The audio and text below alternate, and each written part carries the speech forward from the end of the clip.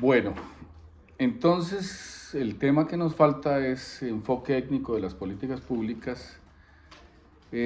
Básicamente vamos a poner el contexto de dónde viene el enfoque étnico, que es un contexto que tiene que ver con la violencia sociopolítica del país, pero también con la construcción de ese tratado de paz que fue en su momento, o es, la Constitución de 1991, para luego ya entrar a ver el desarrollo de lo que es el enfoque étnico en las políticas públicas hoy en Colombia y cómo se integra ese enfoque en los territorios, especialmente donde existen comunidades tradicionales, sean indígenas o afrodescendientes.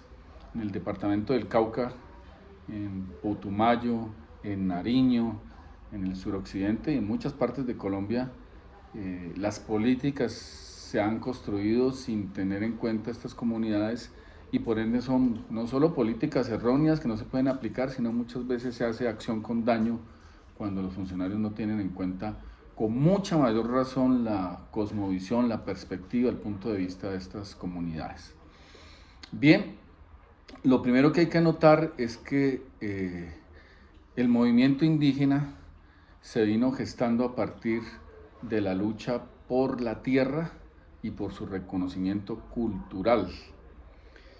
Para los indígenas esta lucha es muy diferente a los campesinos, no indígenas, porque para los indígenas la tierra tiene un sentido parental y espiritual. No gratis la llaman la madre tierra. Entonces, esa madre tierra configura además un territorio ancestral y espiritual. Inclusive la Corte Constitucional ha reconocido que las comunidades indígenas son un colectivo, un solo colectivo con el territorio que habitan. Un poco para explicar la jurisprudencia de la Corte, si ustedes vieron Avatar, ahí está explicado lo que significa un organismo vivo que comprende estas comunidades, el territorio, la naturaleza, el ecosistema donde se desarrolla. Entonces la Corte sí ha sido clara, la Corte Constitucional colombiana, en decir que ese organismo vivo que comprende las comunidades y el territorio tiene que ser protegido ante la inminencia de peligro de destrucción, no solo material, sino también espiritual y cultural. Bien, en ese marco de agresiones que sufrieron los indígenas, hubo acá, especialmente en el departamento del Cauca, una arremetida de terratenientes con fuerza pública, en la cual asesinaron muchísimos líderes indígenas cuando estaban en el marco de la lucha por la tierra en los años 70. Y para poner solamente dos ejemplos de por qué los indígenas terminaron organizando un movimiento guerrillero para defenderse de estos ataques, solamente les voy a dar dos datos y ahí dimensionamos el grado de exclusión y el grado de maltrato y el grado de violaciones a derechos humanos que no se les reconocían a ellos.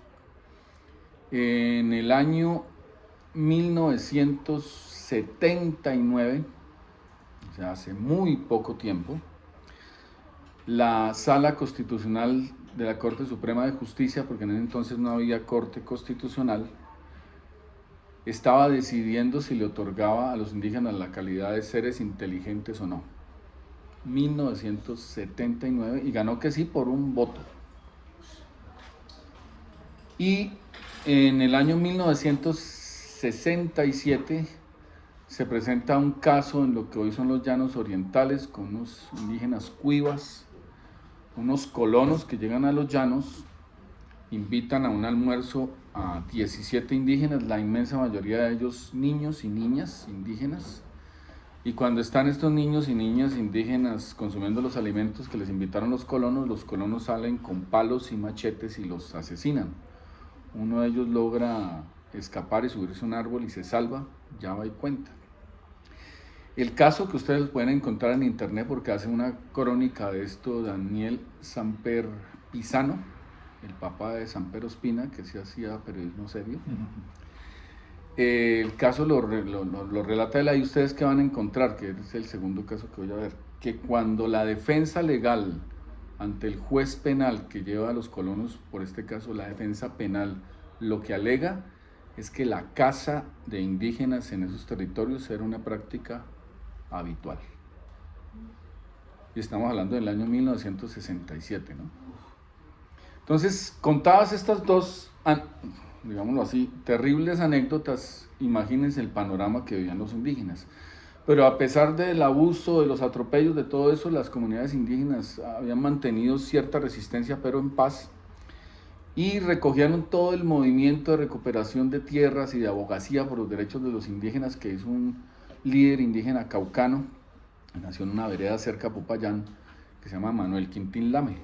Entonces, Manuel Quintín Lame sí hizo era abogado de facto y hacía una defensa de los indígenas histórica, fue un líder muy importante. Y ya asesinatos de líderes, atropellos contra las comunidades indígenas, estaban en la lucha por la tierra acá. Y en el año 1984 asesinan al primer sacerdote indígena que había, que era un sacerdote muy querido por las comunidades, un líder espiritual inmenso que se llama el padre Álvaro Ulcue de Toribío. Cuando asesinan al padre Álvaro Ulcue, las comunidades se radicalizan y en 1984 fundan el movimiento guerrillero Manuel Quintín Lame. El Manuel Quintín Lame hizo muchas actuaciones aquí, sobre todo aquí en el departamento del Cauca, queriendo tener obviamente las comunidades alejadas del conflicto, pero todas las decisiones de esta guerrilla se tomaban por las asambleas indígenas, no era un movimiento que respondiera a una particularidad de líderes como los otros, sino al sentido comunitario. Por eso, cuando ya empiezan las negociaciones de paz, es las comunidades indígenas las que se reúnen y le dan la orden al Manuel Quintín Lame que se desmovilice. Los indígenas participaron mucho desde su cosmovisión en la defensa del territorio, también de la naturaleza. Son históricas las peleas que tenían con Cartón Colombia, porque el monocultivo de pino es un árbol foráneo que está prohibido sembrar cerca de fuentes hídricas en todo el mundo. Aquí en Colombia lo siembran por todo lado. El pino daña la tierra, le dicen el desierto verde. Y los indígenas en su momento se aliaron con el M-19 y le plantearon una pelea acá. Todo esto lo cuento porque esto va a ser clave para entender el papel del movimiento indígena en la construcción de la Constitución de 1991. Entonces, cuando se da el proceso de paz, los indígenas obviamente veníamos de una constitución, la de 1886, que miren lo que decía, que Colombia era un país en donde la religión oficial era la católica. O sea que todas las demás prácticas espirituales estaban mal vistas, inclusive se prohibían. Y nosotros teníamos pues comunidades afro, comunidades indígenas. La gente, por ejemplo, de San Andrés, Providencia y Santa Catalina no son procesos de colonización española. En el archipiélago de San Andrés, Providencia y Santa Catalina llegaron fue los ingleses y los holandeses. Y ellos no son católicos, son protestantes. Entonces, allá se les obligaba a que su educación fuera católica. Los pueblos indígenas hablan cualquier cantidad de lenguas, creo que subsisten 67 dialectos. Pues esa lengua era, además, había una política de Estado por acabar esas lenguas y que, como lo decían, entre otros, Guillermo León Valencia, se civilizaran, hay que civilizar a los salvajes. Y civilizar a los salvajes para nuestros dirigentes políticos era quitarles su cultura, su identidad y volverlos a la fuerza a un ser occidental. Entonces, la visión con la que llegó el movimiento indígena a la Constitución de 1991 fue recoger esa lucha a la que obligadamente tuvieron que llegar a las armas, por eso les quería contar las dos anécdotas, a la que obligadamente tuvieron que llegar a las armas y plantear esa lucha ahora sí desde el campo político. Hay una anécdota muy curiosa cuando se crea la Asamblea Nacional Constituyente. La Asamblea Nacional Constituyente es el primer órgano de elección y representación que tuvo composición indígena y campesina. Es un país donde la inmensa mayoría de seres humanos son campesinos con un componente cultural tan fuerte como los indígenas y han sido excluidos totalmente de la representación. Por eso les he dicho siempre que ojo con el tema político y les reiteré en todas las clases que Hannah Arendt dice que lo contrario a la violencia no es la no violencia sino la política. Cuando se abren espacios políticos lo que se vence es la violencia. Pues bien, en la Asamblea Nacional Constituyente se nombran representantes indígenas, va un líder del pueblo huambiano, o Misak mejor dicho, que es Lorenzo Muelas, Y Lorenzo Muelas, cuando llega a Bogotá, en la Plaza de Bolívar, pues la mayor parte de Colombia se dio cuenta que habían indígenas.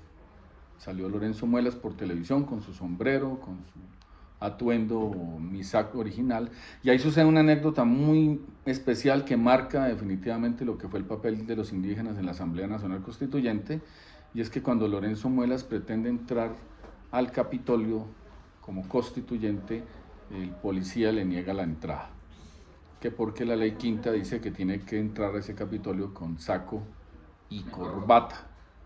Entonces vienen los copresidentes de la Asamblea Nacional Constituyente, Antonio, ¿sí? No, pero sí. Pero pues le recomiendo por eso la asistencia, porque me la dejan portería.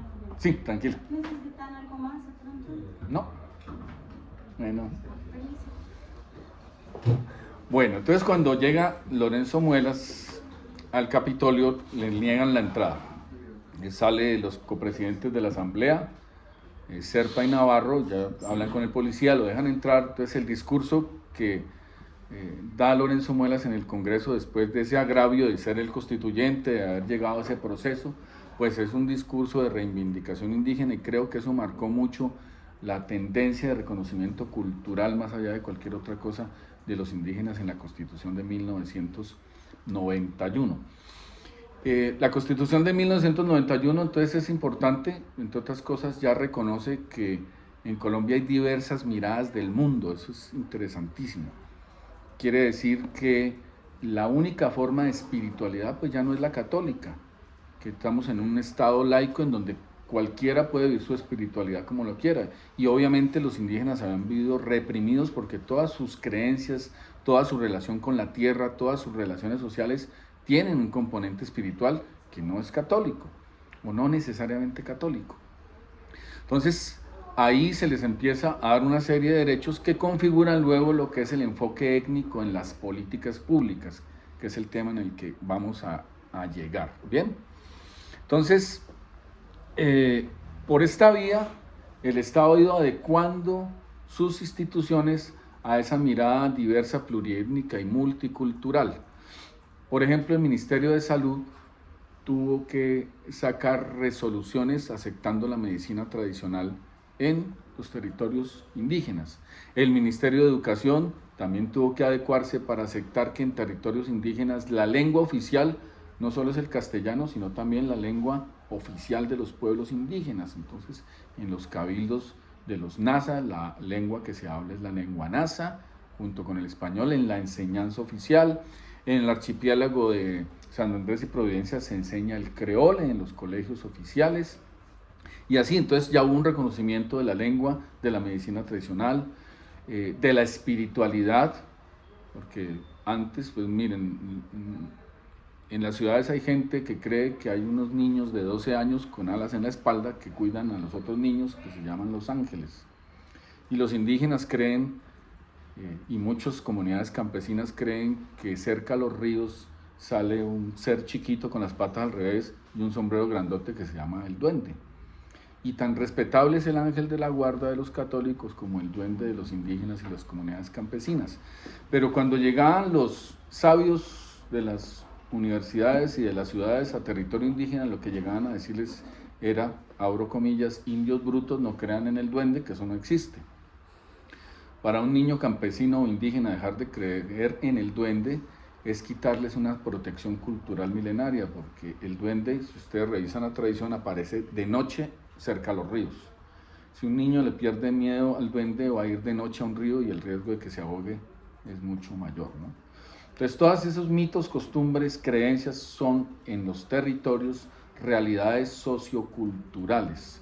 Y hoy lo que acepta la Constitución del 91 es que todo ese conocimiento milenario indígena y sus creencias son de verdad no solo respetables, sino que son necesarios para que esos pueblos vivan en los territorios en que viven. Aquí hemos hablado mucho del caso de los niños indígenas que sobrevivieron un mes en la selva por sus conocimientos ancestrales. Y les colocaba el ejemplo en su momento que puede llegar allá el señor que ha hecho doctorado en la selva, postdoctorado en la selva, es la eminencia en selva, pero lo sueltan 3 horas allá y no sobrevive. Entonces, esas creencias es lo que la Constitución llama la plurietnia y la multiculturalidad. y es el respeto que debemos tener cuando o frente al conocimiento que tienen estos pueblos tradicionales. Para efectos de las políticas públicas, y lo hemos dicho todo el tiempo, lo principal es la política, no lo técnico. Lo técnico acompaña y es accesorio a la política. Y la política es esa actividad en donde cualquier funcionario que va a diseñar una política pública tiene que ir a conversar, a concertar en el territorio esa política que va a construir. Política que no se construya con las comunidades está destinada al fracaso, así la hagan los sabios más sabios en planeación nacional o en cualquier entidad. Entonces el componente principal de la política es la concertación. Vuelvo y repito, lo técnico es importante, pero es secundario a la política, o sea, a la concertación, a la conversación, a la escucha con las comunidades para construir los planes, programas y proyectos. Pero cuando se trata de comunidades y pueblos tradicionales, esa concertación reviste un carácter de derecho fundamental. Y es lo que la Constitución del 91, a través de lo que se llama el bloque de constitucionalidad, adoptó a través del convenio 169 de la OIT y trajo como derecho fundamental de las comunidades étnicas la consulta previa, libre e informada, que la Corte Constitucional ha ido modulando, ampliando, fortaleciendo, y por eso hoy no hablamos de consulta, sino de consentimiento previo, libre e informado cuando se van a hacer planes, programas o proyectos en territorios étnicos que pueden afectar precisamente el modo de vida de estas comunidades. Repito, modo de vida que la Corte Constitucional ya ha dicho que cualquier alteración puede generar una destrucción física, cultural y espiritual de estos seres vivos colectivos, que la Corte los ha definido así, junto con el territorio. Bien, en ese marco de derechos reconocidos, vamos a ver como los principales que hoy tiene la perspectiva constitucional que impregna necesariamente las políticas públicas. Entonces, lo primero es que se ha reconocido es el derecho a la identidad cultural. El derecho a la identidad cultural es ese derecho fundamental que tienen estas comunidades a que se respete la forma en que viven. Entonces, son comunidades, por ejemplo, y esto es algo muy particular, que su visión, vuelvo y repito, con la tierra no es una visión económica. Para nosotros los occidentales, la tierra y la naturaleza, a partir de la modernidad, es una cosa. Y es una cosa que tenemos que explotar para sacar renta económica. Las comunidades tradicionales indígenas no tienen esa relación con la tierra. Por eso su proyecto político no es tener tierra, es poder vivir en armonía con la tierra. Y eso cambia la perspectiva política fundamentalmente. Entonces, el derecho a la identidad cultural es el derecho que tienen ellos a que se respete sus formas colectivas milenarias de vida, en su concepto de la tierra, en su concepto espiritual, en su concepto de organización política. Por eso la Constitución reconoce las autoridades políticas en los territorios indígenas. Miren ustedes que cuando la Jurisdicción Especial para la Paz se crea, la jurisdicción es una alta corte, además de justicia transicional. Pero cuando fue a hacer justicia transicional a los territorios, supieron que tenían que sentarse de tú a tú con la Jurisdicción Especial Indígena. O sea, los magistrados de la Corte de la JEP tienen que hablar con las autoridades que son la fuente de derecho propio en los territorios y concertar las medidas judiciales que hace la JEP en esos territorios. Primer encontrón que tuvo la JEP con las comunidades tradicionales es porque las comunidades tradicionales tenían personal de las FARC condenado por acciones contra los pueblos. Eso le iba a preguntar. El uso ¿sí? de los usos y costumbres es el modo de juzgar de las comunidades. Sí, dentro de los territorios indígenas el derecho propio es el que rige, no el derecho occidental. Y las autoridades indígenas son quienes imparten justicia, no la fiscalía ni los jueces. Pero hay momentos en los cuales las dos jurisdicciones tienen que coordinarse para hacer justicia, porque hay casos en los cuales las dos jurisdicciones tienen conflictos de competencia. La JEP lo está haciendo muy bien, por ejemplo. ¿Por qué la JEP lo hace muy bien? Porque miren, cuando en la constituyente les digo, después de años de exclusión, de violencia, de discriminación, de quererlos exterminar, porque el proyecto era civilizarlos, eso es exterminarlos, la constituyente genera el primer espacio de representación política donde los indígenas tienen cabida. Luego la Jurisdicción Especial para la Paz JEP es el primer tribunal en la historia de Colombia que les da cabida y hay 4 magistrados indígenas. Entonces ahí hay un diálogo muy rico dentro de la JEP, pero que luego en territorio se traslada para hacer armónico la justicia transicional con el derecho propio indígena. Entonces ahí se da, digamos, esa es la expresión del Estado pluriétnico y multicultural. Nosotros tenemos muchos problemas en las instituciones porque la gente, a pesar de que la Constitución ya tiene 30 y pico de años, la gente, los técnicos no han entendido qué es el Estado pluriétnico y multicultural. Entonces nosotros tenemos, por ejemplo, un decreto como el 4633, donde tenemos que hacer reparación simbólica, reparación espiritual, en el marco de la reparación de los pueblos indígenas. Tenemos la medicina tradicional, que el Ministerio de Salud la tiene que promover y respetar.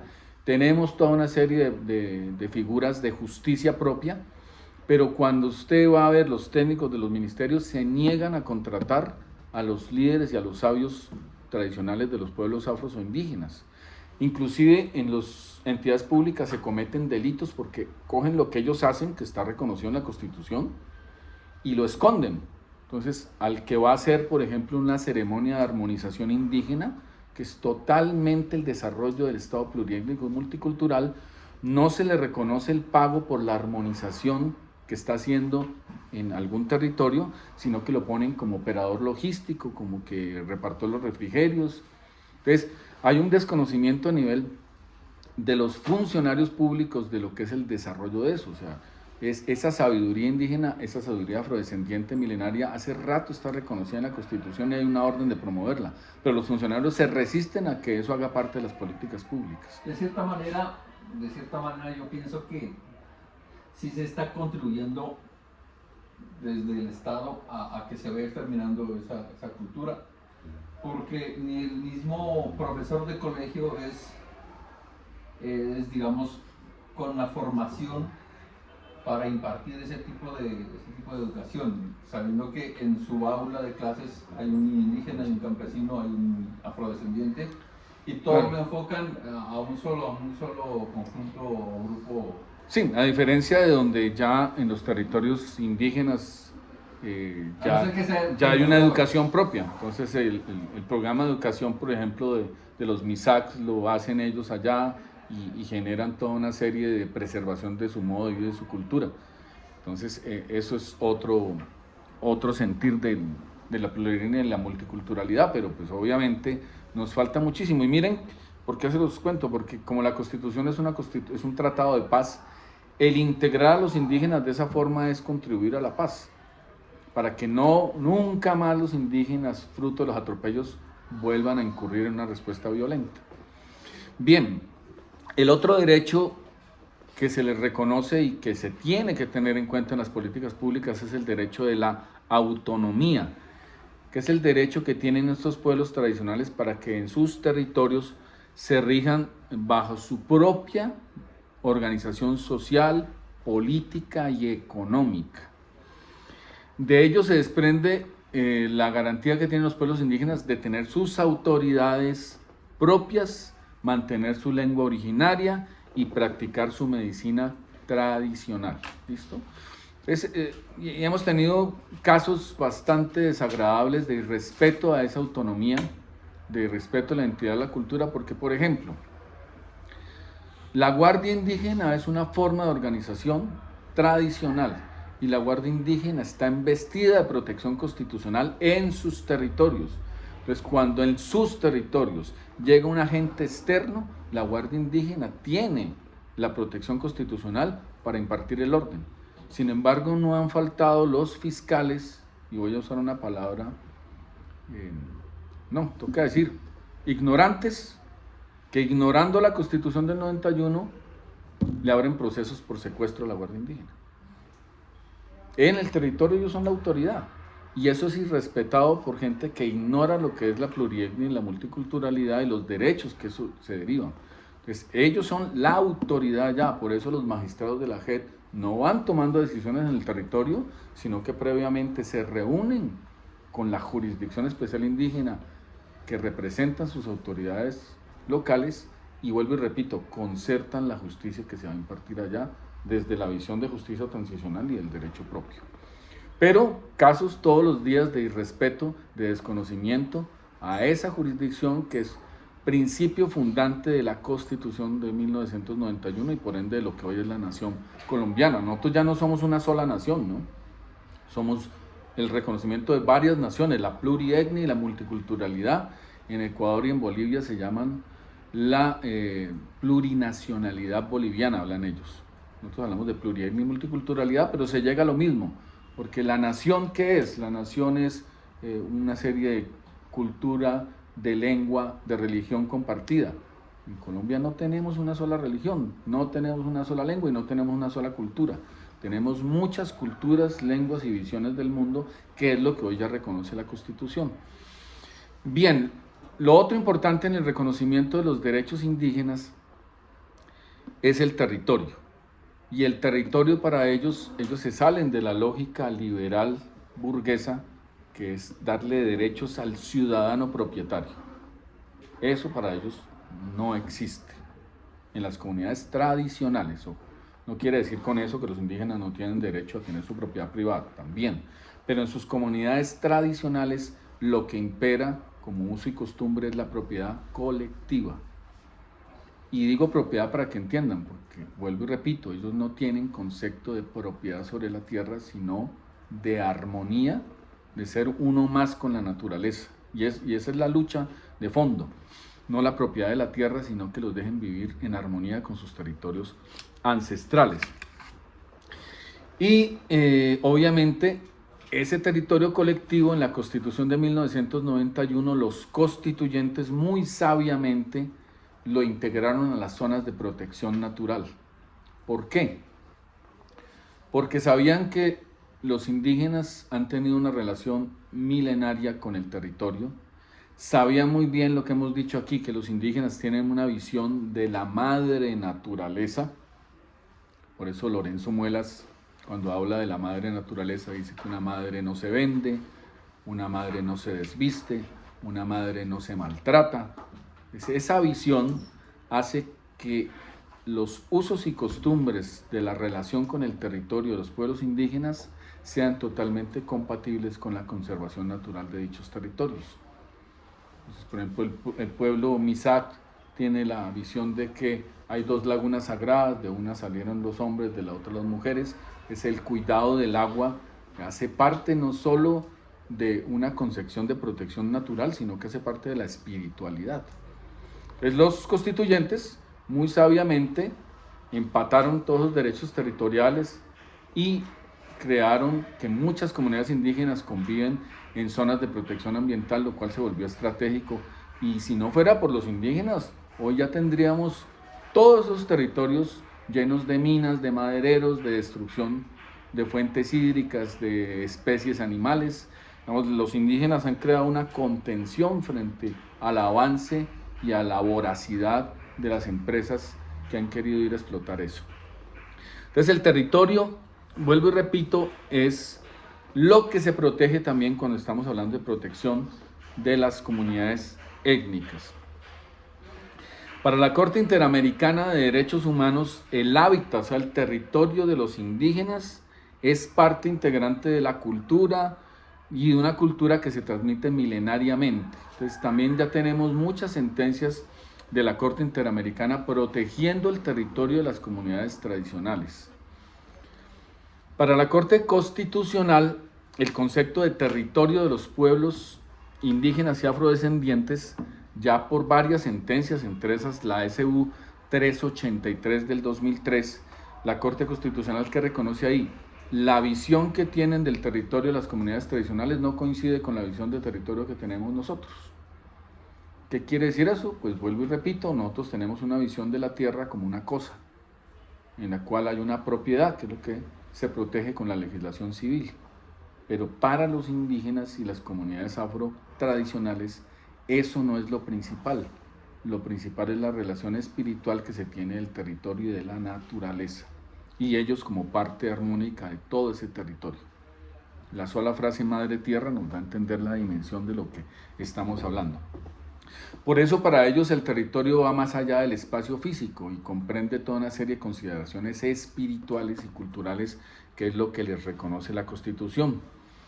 Por eso es que cualquier programa, plan o proyecto que se pretenda hacer en las zonas de estas comunidades tiene que ir a un proceso de concertación mucho más protegido internacional y constitucionalmente en Colombia, y ha sido lo que se ha denominado en principio, consulta previa libre e informada, y posteriormente consentimiento previo libre e informado, que es una evolución que ha venido teniendo la jurisprudencia colombiana, que lo ha liderado la Corte Constitucional, porque ha sido imposible que el Congreso de la República legisle sobre estos aspectos.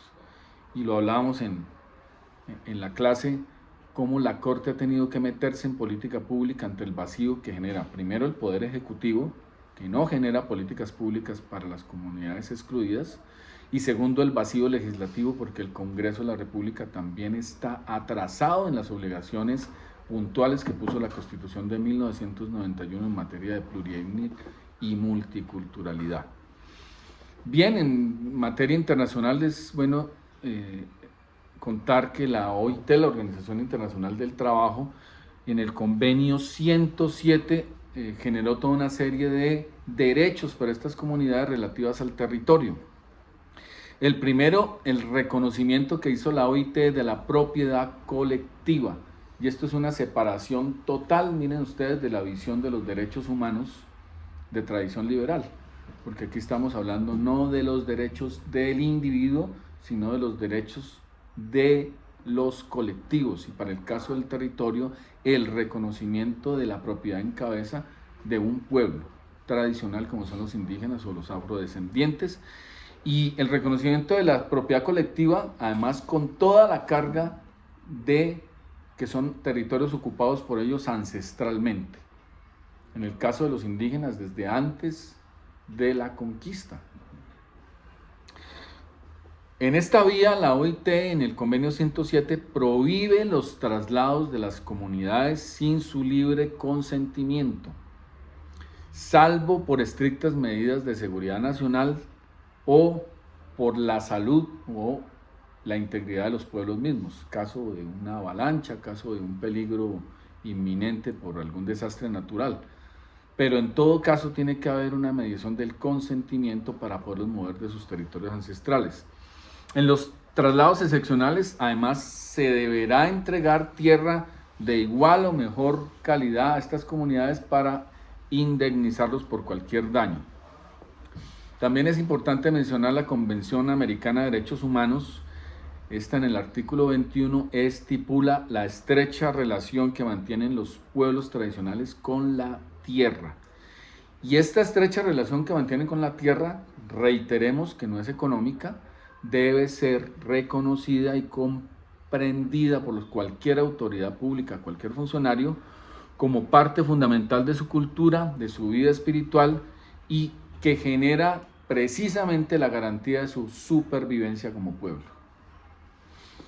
La Constitución de 1991 tiene un artículo importantísimo en este sentido, que es el 63, que nos dice esto, que la tierra de los pueblos indígenas, la propiedad colectiva, es inalienable, es imprescriptible, o sea, nadie puede ir a ocuparle, decir después de tantos años que prescribió adquisitivamente su dominio, y que es además inembargable.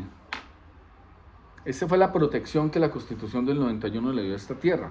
Por eso, cuando se desató el debate de que se habían robado la tierra de los indígenas, en su momento el ministro de Agricultura, Juan Camilo Restrepo, nos decía: eso es imposible, porque, repito, la Constitución del 91, en el artículo 63, los blindó.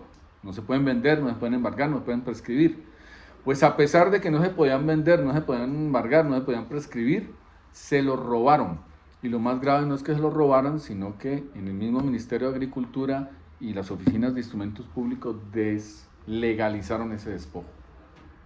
Pues hoy tenemos en cuentas más de 10 millones de hectáreas de territorios colectivos de comunidades étnicas que estamos en proceso de llevarlas a la restitución. Pero eso, según la Constitución del 91, jamás debió haber sucedido. Bien, la Ley 99 de 1993 hizo referencia a cómo debe hacerse la explotación de recursos naturales en territorios indígenas y comunidades tradicionales afrodescendientes, ordenando esta ley que en ningún caso se podía hacer sin participación directa o en desmedro de sus derechos y su identidad cultural, social y económica.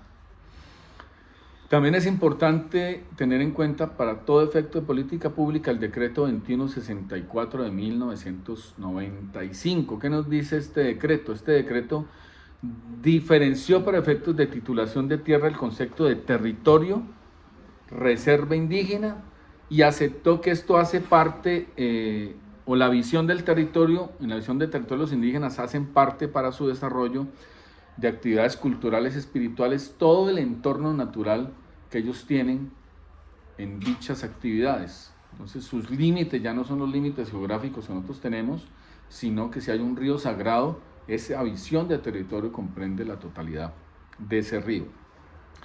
Los artículos 6 y 7 del convenio 169 de la OIT, que fue el que trajo la consulta previa, y los artículos 40 y 330 de la Constitución de 1991 estipulan que cualquier explotación de los recursos naturales en territorios indígenas deben ser compatibles con la protección del Estado a las comunidades en su integridad social, cultural, espiritual y económica. Y por eso y por esa vía se instaura en Colombia el derecho fundamental, posteriormente con la jurisprudencia de la Corte, a la consulta previa, libre e informada, y después se refuerza y se dice en caso de que esos proyectos, planes o programas generen un peligro de daño estructural, ya no se habla de consulta, sino de consentimiento libre e informado. Bien, entonces la consulta previa, miren ustedes que es un mecanismo de concertación, o sea, de política, que se eleva a la categoría de derecho fundamental y donde convergen principios constitucionales tan importantes como la democracia participativa, la soberanía popular y la diversidad étnica y cultural de la nación. Pues esa es la dimensión de principios constitucionales que confluyen en una figura tan importante como la consulta previa. Dichos derechos de estas comunidades se han desarrollado en Colombia por, como lo hemos visto, tratados internacionales. No ha sido una política de gobierno, no ha sido una legislación, sino tratados internacionales que se han ratificado por Colombia, hacen parte del bloque de constitucionalidad, y obviamente por la jurisprudencia de la Corte Constitucional, ¿no?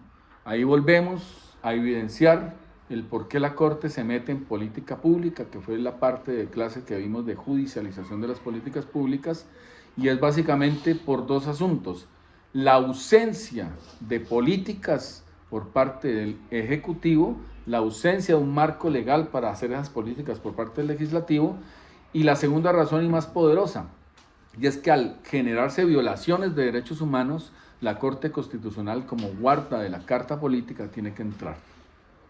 Y lo decíamos en la clase que vimos judicialización, pues la Corte usa el principio de supremacía de la Constitución, donde la columna vertebral son los derechos humanos y la colaboración armónica entre los diferentes poderes públicos, y llena con su jurisprudencia la o el vacío de políticas públicas en este sentido. Bien, con eso damos por terminado lo que es el enfoque étnico en las políticas públicas. Yo les voy a enviar material al grupo como para que tengamos un complemento mayor, y con esto cerramos el ciclo de este módulo sobre políticas públicas y derechos humanos. Y ya lo que es evaluación y esto, pues vamos a terminar la clase con las calificaciones, para que se diviertan.